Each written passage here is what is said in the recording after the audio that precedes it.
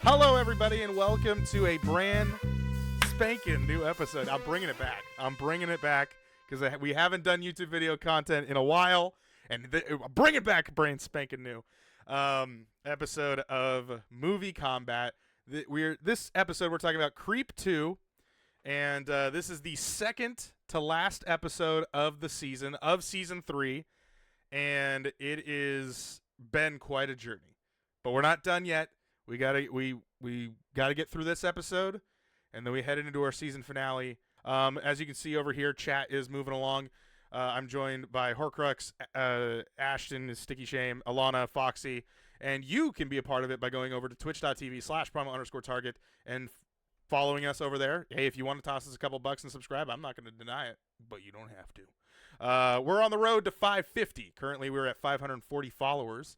So, if you want to stop by and just hit that little heart button, it really helps. To see it never moves. I mean, you could do that. In this episode, we are going to be talking about Creep. For those that don't know how this works, we usually go through the movie and we review it based on the whole thing. The whole point of the podcast is to have the season fight against itself. We have watched VHS, VHS 2, VHS Viral, Open Windows, Creep, and the sequel Creep 2 in this episode. So let's get started. Now, oh my gosh. There you go. You just start talking about something completely different. So in this episode we're going to talk about Creep 2, and now for those that watched the first one, we're going to assume that you watched the first one. So spoilers is what's going to happen. I mean, this is a movie book club, so essentially that goes without saying. So let's dive into it. This movie, an hour and 20 minutes, doesn't even hit the 90-minute mark, which I don't think the first one did either, which I think I may have stated in that as well. But yeah, it's absolutely interesting to be a part of, like, a movie that is only less than 90 minutes, less than Monsters Inc. Like, that's kind of how this is. So anyway, this movie kind of picks up a little bit where you kind of know the rules of how the movie works, whereas in the last movie our bad guy was like kind of hidden, and we didn't know if he was we knew he was weird, but we didn't know what he was like. And then eventually he turned out to murder Adam, and then that's how it kind of went. Or no, is he Adam? Hold on. I should have the IMDb up already, like before, but I usually just save it for later. So let's see. I have Creep up right now because that was a quick link, but Creep 2.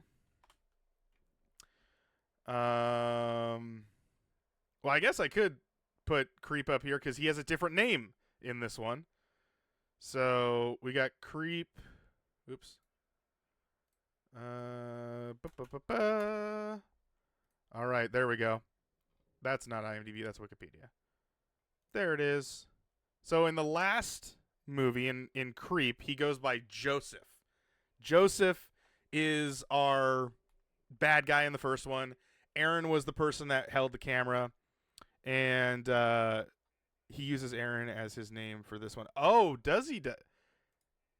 He does. He does pick up Aaron as his. So he uses Aaron's name for this one.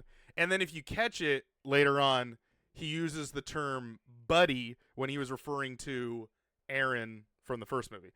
So yeah, so Joseph was our creep, our killer from the first movie. He is now in this one, and it opens up with a guy named Dave that opens a box, and as he's opening this box, he is greeted by what I guess is a stuffed wolf, and it has a video camera in it, and that's how the movie opens. Then Aaron is our new killer, is the same guy, with the guy from the first movie's name, so it's gonna get really confusing here. Just drop the fact Aaron is the bad guy in this one. And so Aaron is talking with Dave. As they're talking back and forth, come to find out, Dave has been receiving these weird packages, doesn't know where they're coming from. Turns out it's from Aaron, and eventually Aaron just slices his throat and kills him. So that cuts.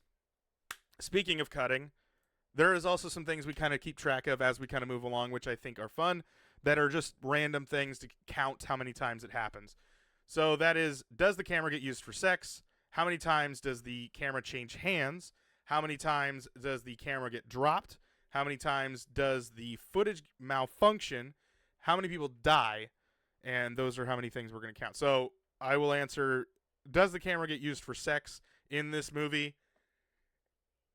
No, it does not. There is nudity, and I didn't think I was going to see full-on peen, but it's there. It's right there in the center of your screen. That is right there. And then you do see, you just see naked people and whatnot, but it's very brief, and it moves on from there. Thought sex was going to happen when he and the woman get naked. Yeah, so we'll get into that in just a second. Because, yes, there is a woman in this movie. It's her name is Sarah. And Sarah is this YouTuber that makes content for YouTube, obviously. And her whole thing is, like, meeting up with weird people on, like, Reddit and all these, like, Craigslist and things like that are weird. And their whole, like, I want to talk to somebody. Like, that kind of stuff. Where it's, like, man for, like, female. It's M for F, wanna talk, and all they do is just talk to each other. And, like, that's it. It's weird. It's, like, it's a weird thing. It's not sex. It's not sex. It's just, like, they just want to do weird stuff. And so she makes content doing that. But her whole YouTube persona is awful. Like, no one watches her content. So she thinks it's a giant flop. She sees that there's this post of a person looking for a videographer, and it says, like, not for the weakest stomach or something like that. And Sarah's like, all right. And so she texts this number. The number responds back, you know, what's your name? Are you or are you familiar with Interview with a Vampire? And that's a thing. And so they go back and forth with each other. She accepts the job. It's like $1,000 for an entire day. Sounds a little familiar, like the first movie. And so she wants to do it. Preacher, how's it going? She wants to do it. So she goes and meets up with Aaron. Aaron talks with Sarah about what he wants to do. So as we know from the first movie was introduced as Joseph talking to Aaron, the first Aaron, about how I want to make a documentary film for my son, my unborn son, because I have cancer. We come to find out Joseph actually doesn't have cancer, and he's a psychopathic, like, murderer. And that's when he kills Aaron in the first movie. So now in the second movie, we are well aware that Aaron, the new Aaron, which was old Joseph, is a psychopathic murderer. And that's what he wants to do. He sits down with Sarah, and he goes, this is what we're going to do. We're going to make a documentary film, and I'm going to tell you how, like, my mind works as a serial killer. Full on lays it out on the table. This is what we're going to talk about. We're going to talk about how I am a serial killer. And so Sarah's like, you don't see her, but you see, like, Aaron talking. And yes, she was into it. She's like, okay, yeah. Because remember, she's, like, her whole thing is finding weird people and making content about it. And she's about to give up on her whole entire dream of making this YouTube series. So she goes into the bathroom and starts doing this, like, pros and cons of, like, do I do this? Do I talk with this guy? Do I stay with this guy? And Aaron says, like, I'm not going to kill you for the next 24 hours. You're fine. You have nothing to worry about. I'm not going to kill you because that would be counterproductive. So they get to talking, and he's like, okay, I'll be right back. And this goes into the weird nudity thing. He's like, all right, he comes back with a towel, and he's like, I feel like guys, when they're in the locker room snapping towels, like that's a way that guys like really connect to each other, whereas like women really connect to each other when they're in like a change room and they're like changing clothes at the mall together.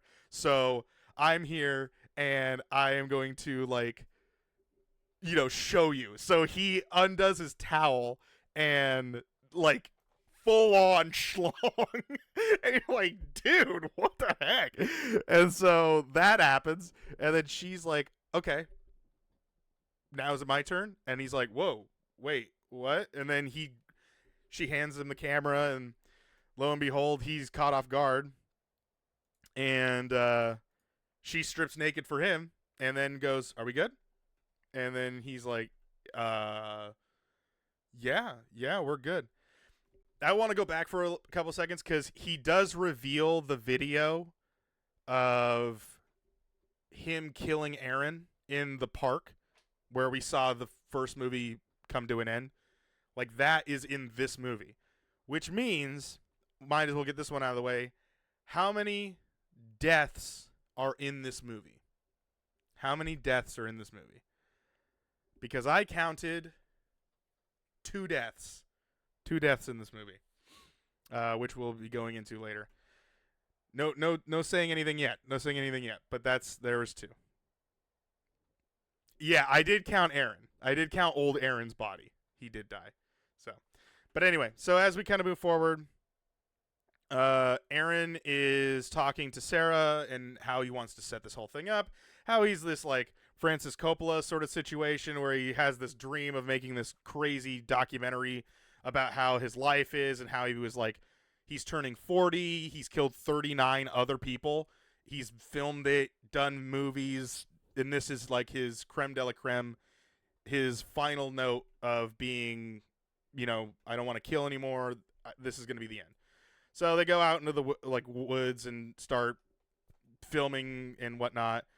And the thing, keeps getting interrupted by like birds and helicopters and things like that are just in the woods, like they're just around him. So the audio doesn't sound very well, and he gets pissed. And then she interrupts once, and he's fed up with it. So he walks away. She goes looking for him, finds him, and he's like face down in the sand and at this like ravine. He was also mad the raging water wasn't there. Oh, that's right. Yeah, the water wasn't high enough, being a real prima donna. And so Aaron is now having this fit. And so Sarah's like, hey, it's okay. And then like holds his hand. And so there's this weird connection that happens there where Aaron's kind of like, okay, yeah, I'm okay with this now. So they cut back, and Sarah's in the bathroom again, and she is talking about how he's been playing the same song over and over and over and over again for like the last hour, and he's like down in this basement. So she goes, I'm going to go down there and I'm going to kind of aggravate him so that I can get like some reaction for the video. So she goes down there and he's in like this hot tub, really weird, stewing in his own filth. And he talks about how it's done, go away, I don't want to do this anymore, we're not going to film it, I'm done, I don't want to do this. I don't want to do it anymore. And she's like pestering him about, we're going to keep doing this. This is still going to happen. It gets to a point where he tells this story about his favorite song, which has her name in it. I'm irritated with my landlord. Water what has been turning on and turning off, and he hasn't done shit. Bad landlord. I mean, yeah, that's a bad landlord. But also, you know who's a bad, weird person? Is this Aaron guy. Because he starts talking about his first killing. And his first killing kind of was more of a self-defense situation.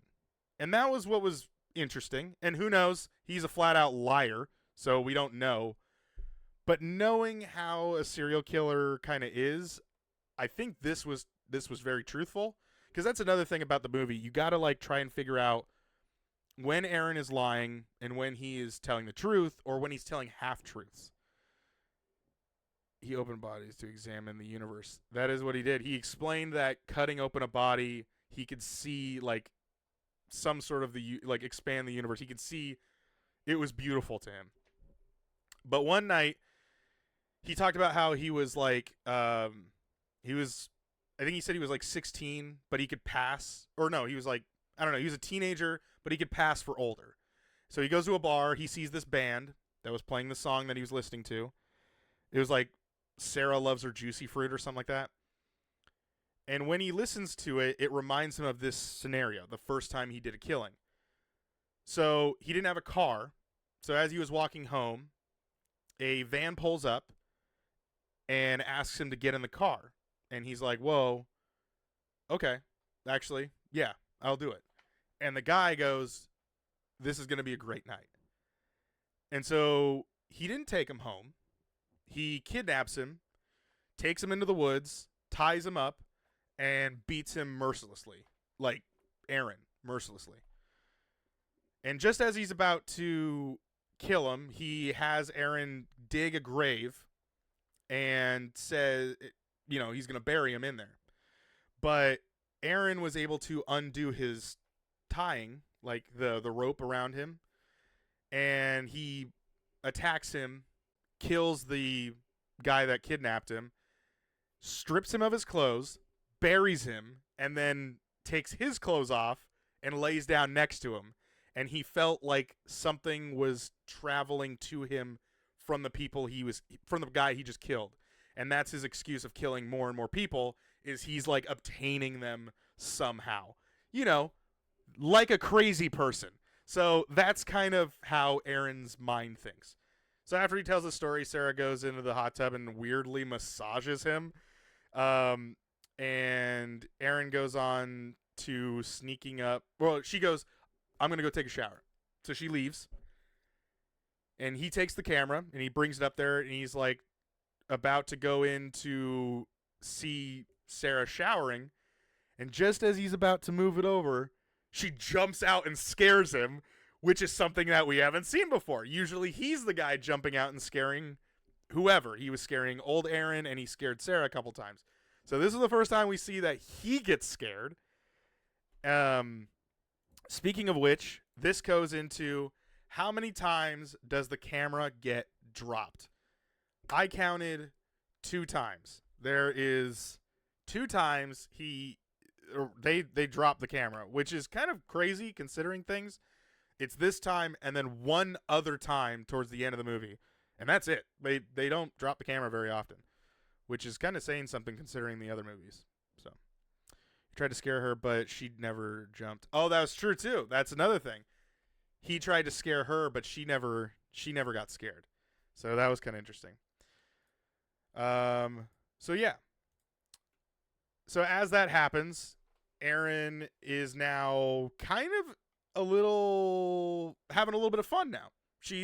He's hanging out with her a little bit more, and they play like hide and seek, and he's into her exactly. And he takes her out.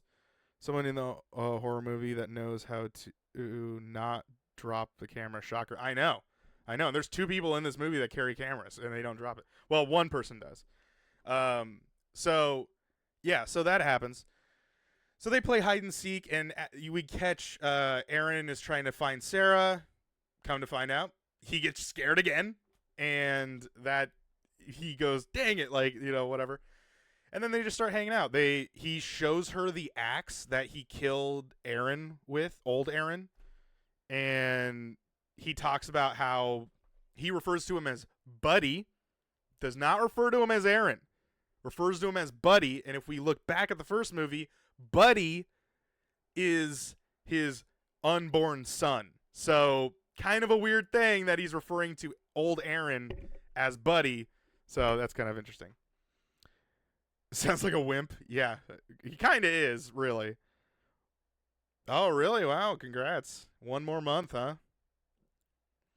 So, if I remember, she mentions the 24-hour won't kill her thing. That's true. That's a little bit, while this is happening, while they're hanging out, they're playing pool, and he talks about how, like, you know, I'm still not going to kill you, this and that. And she goes, well, you said 24 hours. And Aaron's like, I wish you, or I think he said, I wish you didn't say that, or something like that. And it's in play of she caught him. She caught him in his word game.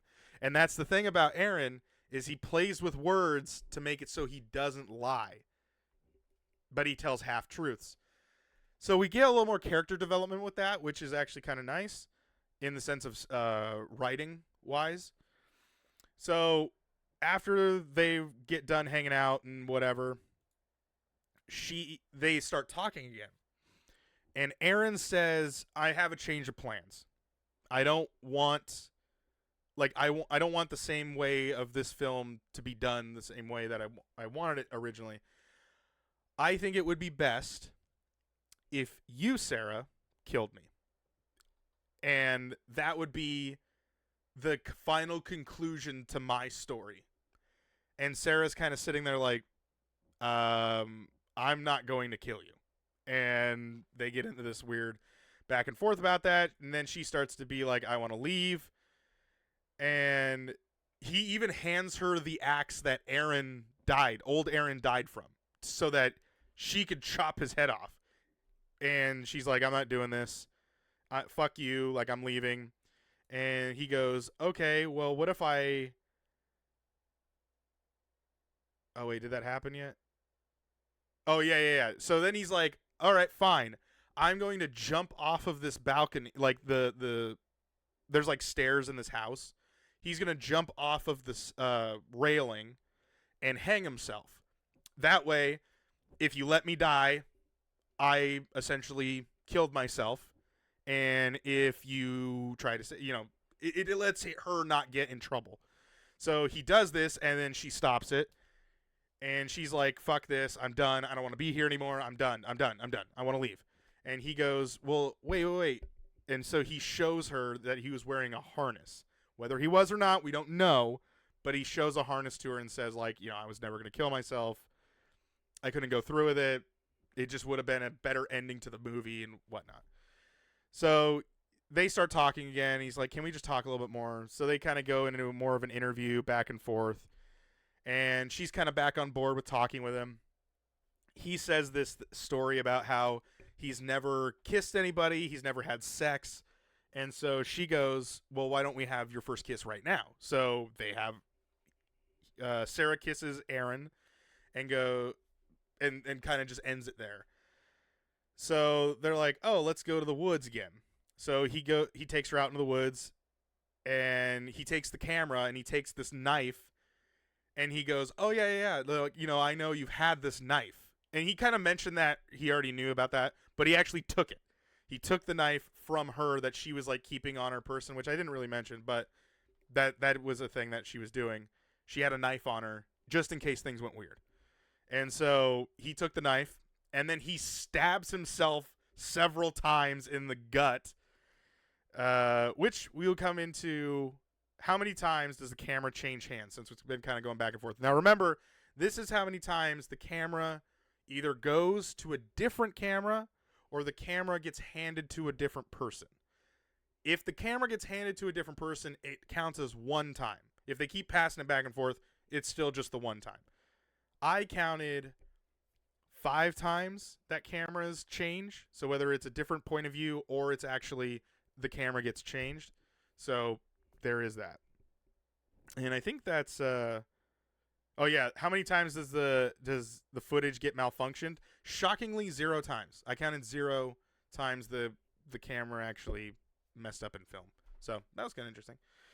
But anyway, so now we've gotten to the point where Aaron has now stabbed himself several times, and Sarah is standing there going, oh my God, I need to leave. And she hauls ass and runs away. Once because they only had one camera. There is that, but it's like they passed it to her, to each other. But then there's also the camera that was used in The Wolf. So there's that one. And new Aaron picks that up while Dave also picks that up. So I counted that. I kind of cheated on the counting there. You can fudge the number a little bit if you feel like it's not that. So anyway, Sarah goes, I'm done. I like, this is crazy. And she just runs away. She hides, and Aaron is looking for Sarah. And then he looks around the tree. He looks around another tree. And then Sarah jumps on him. Also, while he was stabbing himself, he showed a shallow grave that was kind of resembling to the story he told earlier about his first killing. But yeah, so he catches her behind a tree, like chases her down, catches her behind a tree, stabs her a couple times. She passes out. He drags her into this shallow grave. And as he goes up to the camera, he talks about how, Sarah, I'm sorry, you know, I thought we were connected, this, that, blah, blah, some bullshit. And she's sneaking out of the grave, grabs a shovel, and whacks Aaron in the back of the head, and the camera cuts. And then we cut to a street view of Sarah just walking around the street, and she gets on this train. And this was something that I didn't mention before. There's a whistling tone that happens when he's watching these films. So he did it in the when Dave gets killed, like he shows footage of her or of Dave walking in his house and whatever. We don't see that though, like the point of view. But anyway, the movie ends with we're looking at Sarah, and then the whistling begins again, and that is the Sarah then spikes the camera, looking down the barrel of the camera, and that's the end of the movie. So, hinting at the fact he's not dead. So that is so they don't die. So technically, there's only 2 people that die. He wanted to die with her in that grave. That was his original thing. Is he wanted to die originally in that, but then he got out after he put her in the grave. He even says on camera, he's like, I actually changed my mind. I'm not going to die, which I'm like, okay, yeah, that's a great thing to do. So, yeah, that is the end of Creep 2. And, yeah, that's it. So I guess we're going to head over to the IMDb corner, see if there's any cool things or whatnots that we can look at.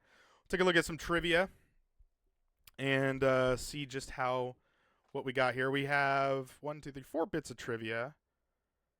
We have technically 8 bits of trivia, but I'm more surprised there was no noise when Sarah got out of the grave. That is true. She was very sneaky, though. She was very sneaky. So let's take a look at some trivia about the movie. Let's see. Let's just start with the first one. Because the script was only an outline, oftentimes Mark, who plays Aaron, and Desiree, who played Sarah, would surprise each other with their choices. This created the desired natural and spontaneous tone of the film.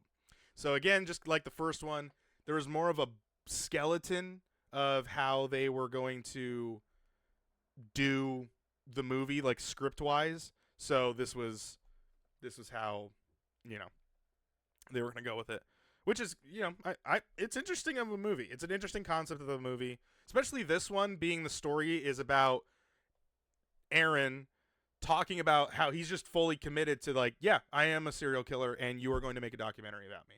Like, that is something completely new, and I actually do appreciate it. It's a very original idea. Another fact, or another bit of trivia, actor Mark, a.k.a. Aaron, messed up while trimming his beard, resulting in the noticeable patch of bare skin, so an explanation was invented for his character. Wow. So there is a patch in the movie. They even mention it. They mention it a couple times where it's like he has a patch of beard missing, and he plays with it. So it's indicating that he has this thing where he like stresses out and he pulls his hair out. They say that in the movie, that's kind of a interesting nod to that. At around the 50-minute mark, Aaron is playing pool. There is a mural of a castle behind him. That castle is... Oh, it's a castle in Germany. Is that the Cinderella castle? Hold on.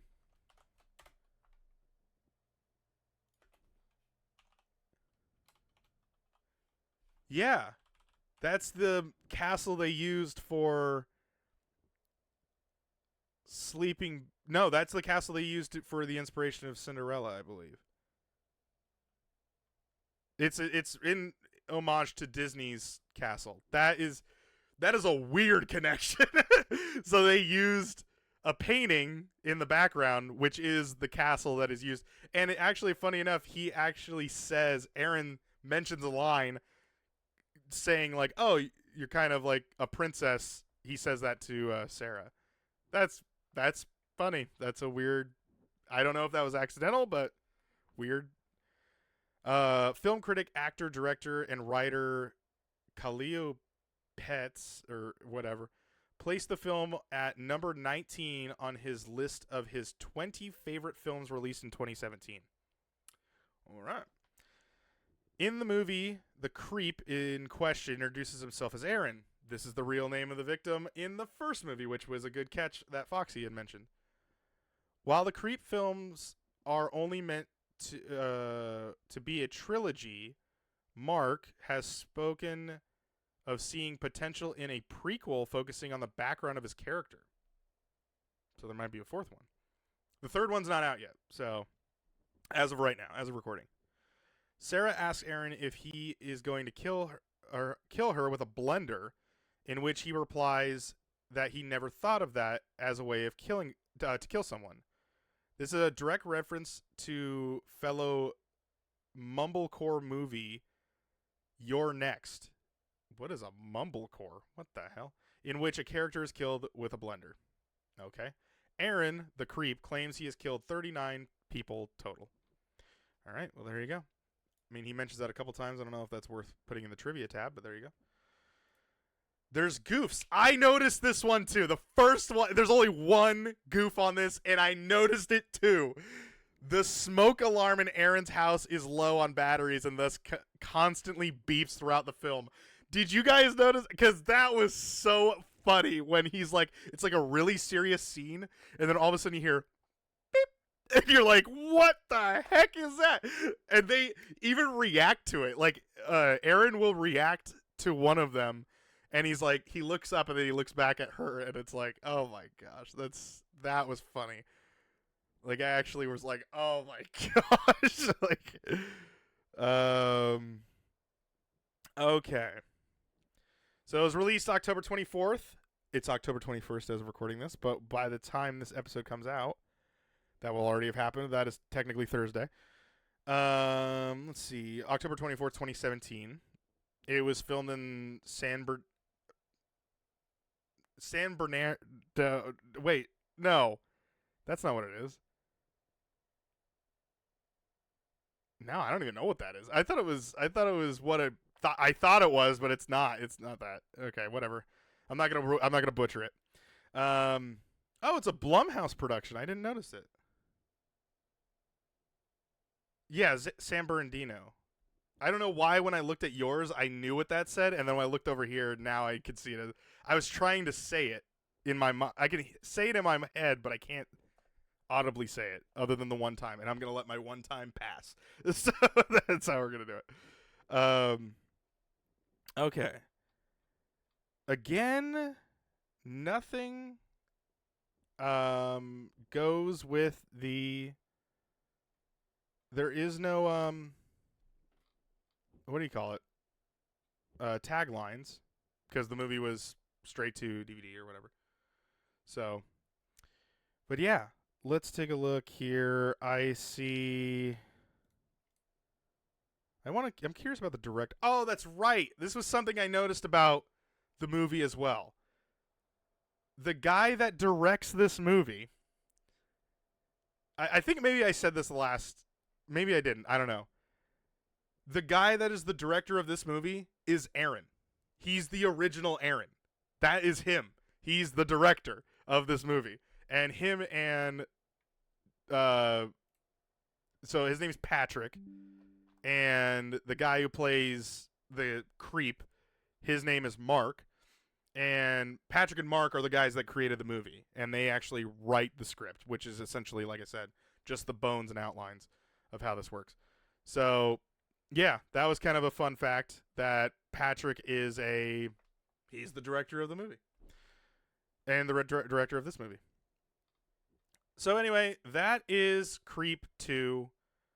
I have got to say, the movie is better than the first one. I think this one has a better flow, a little more interesting because you really don't know how it's gonna go. You don't know where like the the motion of when Aaron is going to snap on Sarah. You just don't know. You feel like it's gonna happen literally anytime, and you're just kind of like, I don't know. I don't know if there is a. It's like how B.J. Novak is the writer and plays Ryan Howard in The Office. Oh yeah, yeah. There's a lot of like. I mean, and the other thing is about The Office. Side note to that, all of those people that have been on The Office, they wrote and directed some of. Everyone got a taste of directing, like The Office. So that was kind of a cool thing. At some point, I think pretty much everybody did. Maybe not everybody, but pretty much everybody did. So yeah, but I mean, like this one, I feel is better than the first one, which is good for a sequel. Sometimes they're not. I'm looking at you, VHS Viral. Not a good sequel. That was a third movie, but usually the second one is usually the better one. So I had to give it a little bit of a higher score than the first one. Now, I don't know if I could go really much higher than the first one. I originally had it kind of at a 7, and as the movie kind of went on, the concept of it is it kind of gets back down to kind of simpler. The reason why I was highly rating it in the very beginning of the movie was definitely because of the idea of what it was. Because as soon as he sat her down and he said, "I'm a serial killer," I'm like, "Oh, okay, this isn't just the first movie redone with a girl. Like, this is a completely different idea." And I just was like, all right. But then as the movie kind of went on, it had its same beat of a little slower of a movie. It isn't terrifying. It isn't scary or whatever. But it is this creep factor to it. And I don't know. For me, I kind of just looked at it as it was just better than the first one. But I even knocked it down below a 6. There's an ad? Okay. Well, we're going to keep going just because I'm going to wrap up my thing here. And Foxy, you gave your review. So we're not going to cut. YouTube, you're going to see this little bit, but whatever. So anyway, what I would give it is the last movie, Creep, I gave a 5.6. Open Windows, I gave a 6. VHS Viral got a 4. VHS 2 got a 4.6. And VHS got a 6.6. Do I think it is better than the first Creep? I do. So it's got to be better than a 5.6. Do I think it's better than Open Windows? I don't think it's better than Open Windows. I think Open Windows is a better movie.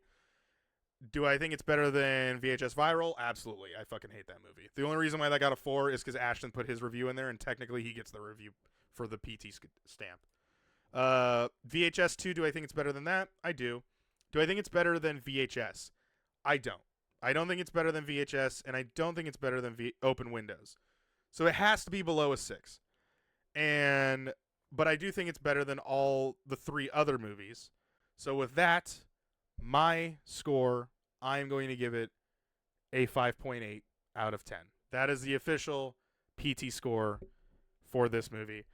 And since Foxy is the only person that watched it this go around, he gets the PT Nation score, which is a 2. But I just want to let you know he did not like the first one, so he gave the first one a 0.